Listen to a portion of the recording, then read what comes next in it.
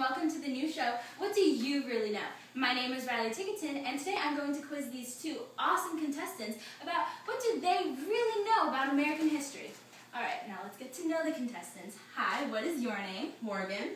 Morgan, nice to meet you. Where are you from? California. Ooh, California. What's your major? Psychology. That's exciting. What do you want to do with that? Clinical psychologist. Awesome. Now, what is your name? Katie. Nice to meet you, Katie. Where are you from? I'm from California also. Cool. What's your major? I am majoring in mathematics. That's really cool. That's really cool. It is. Alright, now let's get started with the questions. First off, the rules though.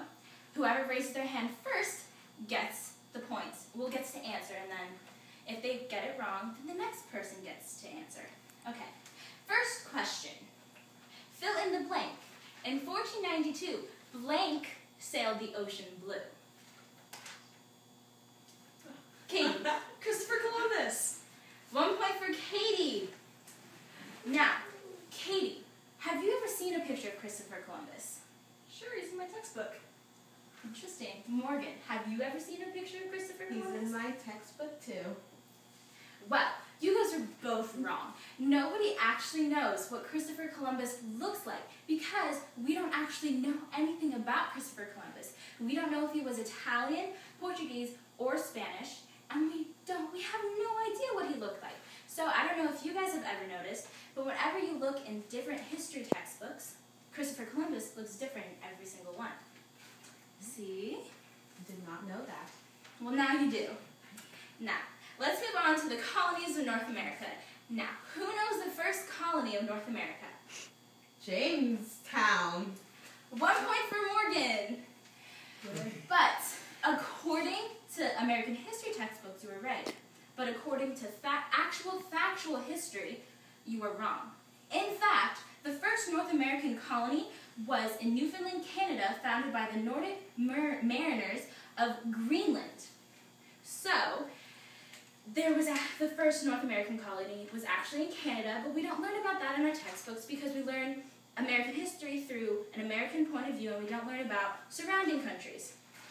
Also, the Spaniards also were beginning to colonize America before the English ever began to. We had colonies in Florida beginning in 1565, where Jamestown was founded in 1607. Also, the Dutch were occupying what is now Albany, New York, before Jamestown was also founded. So, once again, history textbooks are wrong. Now, let's move on to a more established America, where we had the North and the South during the time of the Civil War. First question, who knows who is John Brown? Not surprising that no one knows who he is, because most textbooks never learn about John Brown. Okay, so John Brown was the first anti-racist, anti-slavery abolitionist, and he was one of the first Americans that was actually known to go out of his way and fight against slavery and kill those who had slaves, because he believed that everybody was equal under the Constitution, and if you were treating men as unequal, then that was not okay. But you never hear about him in the textbooks because he kind of has a negative connotation because he would kill the whites who had slaves, but he was also made out to be crazy because his father was declared crazy and his uncle was declared crazy. So they just assumed he was crazy, even though he was proven not by interviews by his friends and his family, but because of his actions, they just assumed he was crazy. And since we are on the topic of slavery, let's move on to honest President Abraham Lincoln. Now, what was Abraham Lincoln known for? He got rid of the slaves. Another point for Morgan, and you are up to 2 points. Oh yeah. But did you know he was a white supremacist? No, I do not. Did Really? not. Yes, Abraham Lincoln was in fact a white supremacist. We don't learn about that in the history textbook either because we know that he abolished slavery. He had slaves of himself though. But what he believed was in the Constitution that it said all men are created equal, therefore everybody is created equal. Blacks are not less, Native Americans are not less than white, we are all equal. So he followed the Constitution word for word and did what he believed and abolished slavery. Now, let's move on to another era of American history. This era has to do more with the glorification of American heroes that were not as necessarily as great as they are made out to be. A good example of this in a different era is Christopher Columbus, where we glorify him when in fact he actually committed a genocide against thousands of Native Americans. It's very sad, isn't it? But this hero that I'm talking about was known for something else. Now, first question in this section. Who was Helen Keller? Katie? She was blind and deaf, and she did something. Close enough. Anybody else know what she was known for? She was a woman. That works too. Well, Katie's up to 2 points and Morgan is up to 2 points, but Helen Keller was also known for being a humanitarian. She was specifically known as Helen Keller, the blind and deaf woman who was a humanitarian.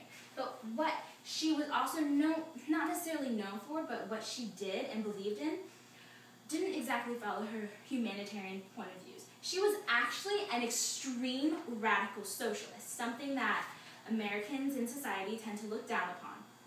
Now, Helen Keller was so extreme that to the point when the Russian Revolution was occurring and communism finally became the way of governing in Russia, that she said that she praises Russia's conversion to communism and that she believed that a new Eastern Star has risen in the Eastern world.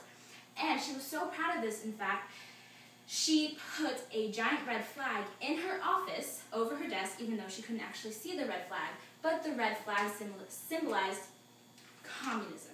So, now we have a tie between our two contestants. 2 points for Morgan and 2 points for Katie. So here's the tiebreaker question. Who knows of a glorified American hero that was in fact a white supremacist? Besides Abraham Lincoln? Yes, besides Abraham Lincoln. I don't know.